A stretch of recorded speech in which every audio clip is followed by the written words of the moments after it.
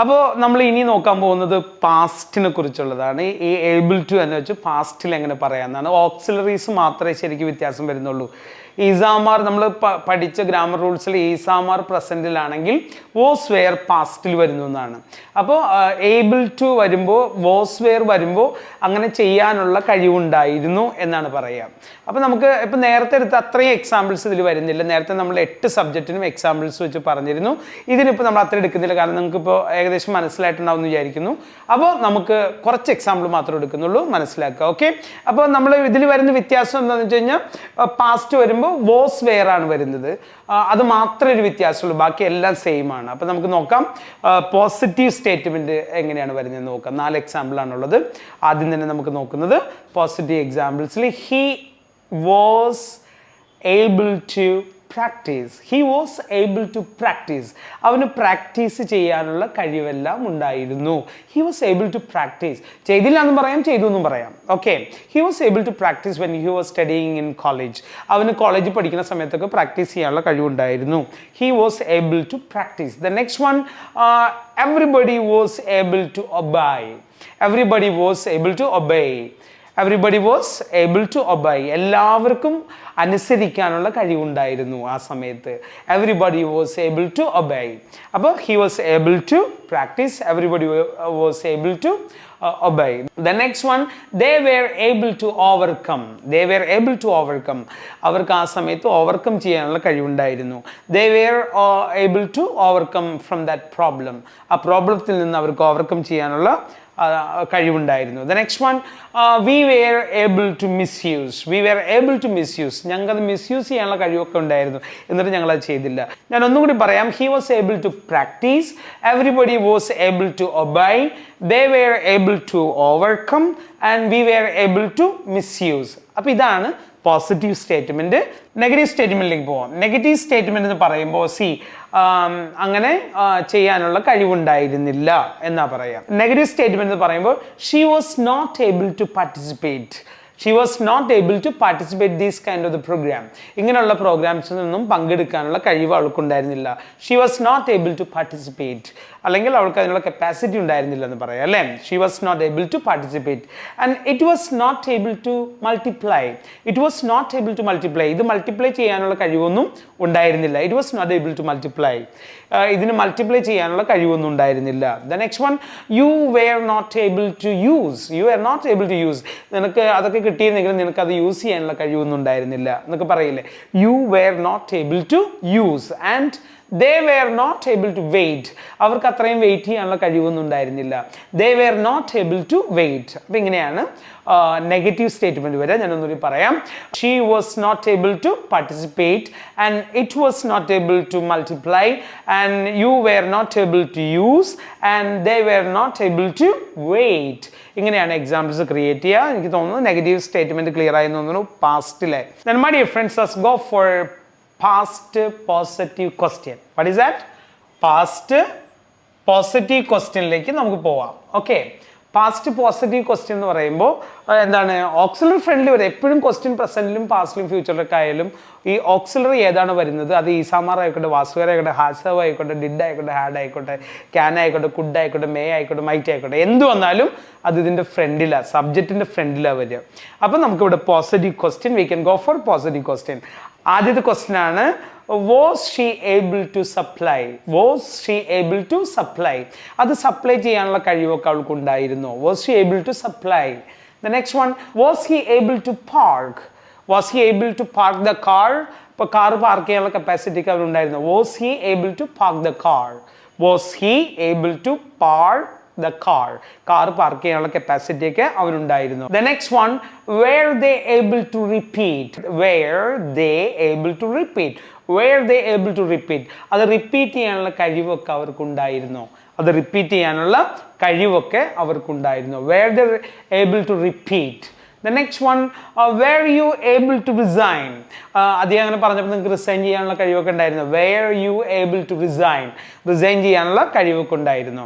വളരെ കുറച്ച് എക്സാമ്പിളാണ് ഇവിടെ കൊടുക്കുന്നത്, കാരണം ഇത് ഒത്തിരി ടൈം വരുന്നുണ്ട്. അപ്പോൾ അതുകൊണ്ട് കുറച്ച് എക്സാമ്പിളാണ് കൊടുക്കണം. ഓക്കെ, അപ്പോൾ ഒന്നുകൂടി പറയാം.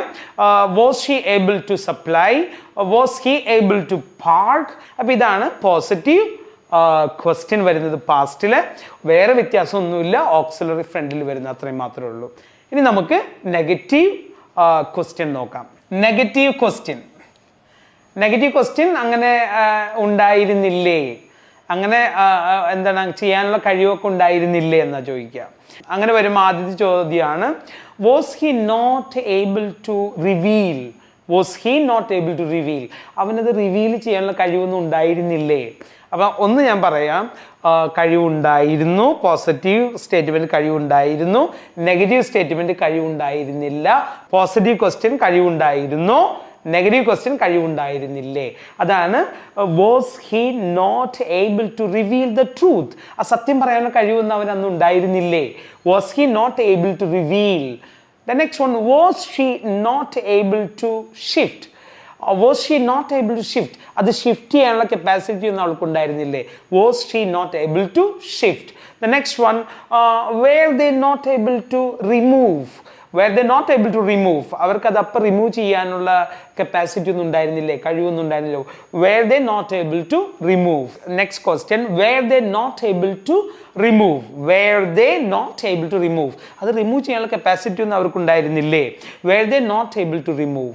The next one, were you not able to start? പിന്നെ നിനക്ക് സ്റ്റാർട്ട് ചെയ്യാനുള്ള കപ്പാസിറ്റി ഒന്നും ഉണ്ടായിരുന്നില്ലേ. Were you not able to start? അപ്പോൾ ഒന്നുകൂടി എക്സാമ്പിൾ ഞാൻ പറയാം.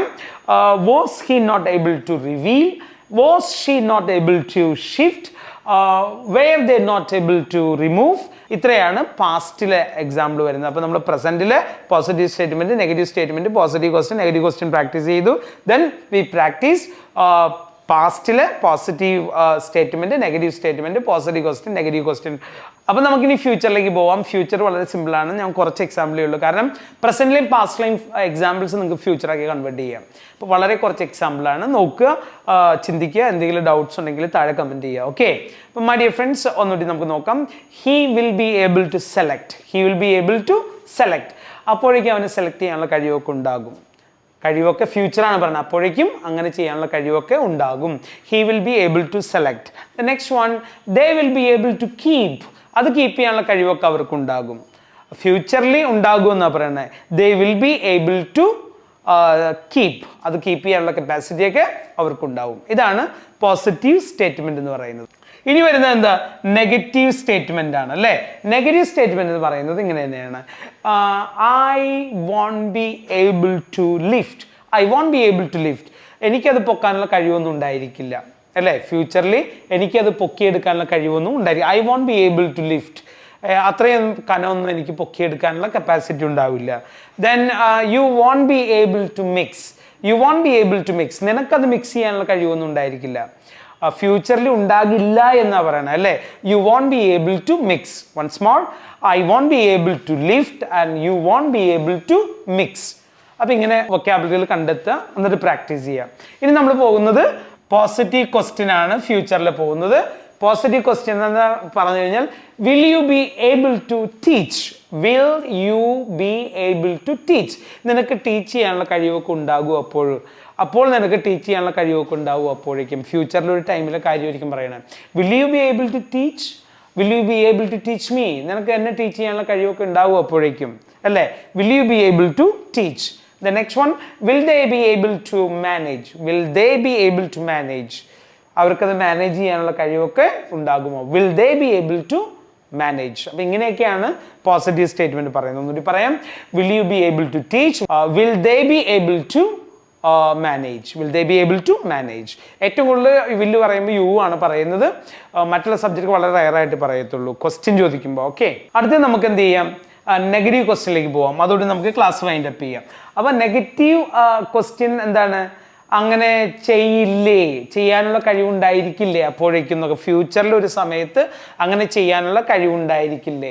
Four example, won't you be able to pass. നിനക്ക് പാസ് ആവാനുള്ള കഴിവൊന്നും ഉണ്ടായിരിക്കില്ലേ. നീ എന്താ ഇങ്ങനെ പറയണേ? Won't you be able to pass. നീ നന്നായിട്ട് പഠിക്കേ. ഇങ്ങനെ ഇപ്പോൾ പറയല്ലേ, നിരാശയോട് പറയല്ലേ. Won't you be able to pass. നീ നന്നായിട്ട് പഠിച്ചു കഴിഞ്ഞാൽ പാസ് ആവാനുള്ള കപ്പാസിറ്റി ഉണ്ടാകില്ലേ എന്നാണ് ചോദിക്കുന്നത്. Won't you be able to pass. The next one, won't you be able to hold? Won't you be able to hold, ഇത് ഹോൾഡ് ചെയ്യാനുള്ള കപ്പാസിറ്റി ഒക്കെ നിനക്ക് അപ്പോൾ ഉണ്ടാവില്ലേ? ഇങ്ങനെയാണ് നമ്മൾ പഠിക്കേണ്ടത്. അപ്പോൾ മൈ ഡിയർ ഫ്രണ്ട്സ്, ഇത്രയാണ് ഏബിൾ ടു വെച്ചിട്ടുള്ള ക്ലാസ് ഉള്ളത്. ഇത് മനസ്സിലായെങ്കിൽ നിങ്ങൾക്കും എക്സാമ്പിൾസ് ക്രിയേറ്റ് ചെയ്യാം, താഴെ കമൻറ്റ് ചെയ്യുക. ഒരു 10 എക്സാമ്പിളെങ്കിലും നിങ്ങൾ, ഒരു 5 എക്സാമ്പിൾ പ്രസൻറ്റും 5 എക്സാമ്പിൾ പാസ്റ്റും ഒരു 5 എക്സാമ്പിൾ ഫ്യൂച്ചറൊക്കെ നിങ്ങൾ താഴെ കമൻറ്റ് ചെയ്യുക. എന്തെങ്കിലും ഡൗട്ട്സ് ഉണ്ടെങ്കിലും കമൻറ്റ് ചെയ്യുക. ഓക്കെ മൈ ഡിയർ ഫ്രണ്ട്സ്, ഇതുവരെയായിട്ട് നിങ്ങൾ ഈ ചാനൽ സബ്സ്ക്രൈബ് ചെയ്തില്ലെങ്കിൽ സബ്സ്ക്രൈബ് ചെയ്യാൻ മറക്കരുത്. നിങ്ങളുടെ വിലയേറിയ കമൻറ്റുകൾ ആണ് ഞങ്ങളുടെ പ്രചോദനം. അതിനോടൊപ്പം തന്നെ ലൈക്ക് ചെയ്യാൻ മറക്കരുത്. ബാക്കിയുള്ളവർക്ക് എല്ലാവർക്കും ഷെയർ ചെയ്ത് കൊടുക്കുക. എല്ലാവരും ഇംഗ്ലീഷ് പഠിക്കട്ടെ, എല്ലാവർക്കും പഠിക്കാൻ കഴിയും. അത് മാത്രമല്ല, വെസ്റ്റേൺ സ്പീക്കറിൻ്റെ കോഴ്സിൽ നിങ്ങൾക്ക് ജോയിൻ ചെയ്യണമെങ്കിൽ നിങ്ങൾ പഠിച്ച് തീരുന്നവരെ, നിങ്ങൾ പഠിച്ചിട്ട് നിങ്ങൾ ഫ്ലുവൻ്റ് ആയിട്ട് നിങ്ങളെ കോഴ്സ് കംപ്ലീറ്റ് ചെയ്ത് വിടുള്ളൂ. 2 തരത്തിലുള്ള ഓൺലൈൻ കോഴ്സസ് ഉണ്ട്. ഒന്ന് ഷോർട്ട് ടൈം കോഴ്സ് ഉണ്ട്, അത്യാവശ്യം അറിയാവുന്നവർക്കൊക്കെ 3 മാസത്തെ കോഴ്സ് ഉണ്ട്. ബാക്കിയുള്ളവർക്ക് 8 മാസമായാലും 10 മാസമായാലും നിങ്ങൾ ഫ്ലുവൻ്റ് ആകുന്നത് വരെയാണ് ട്രെയിനിങ് തരുന്നത്. അപ്പോൾ മറക്കരുത്. Thank you very much. God bless you. All the best. Everybody can speak English. The Western Speaker, Palarivattom.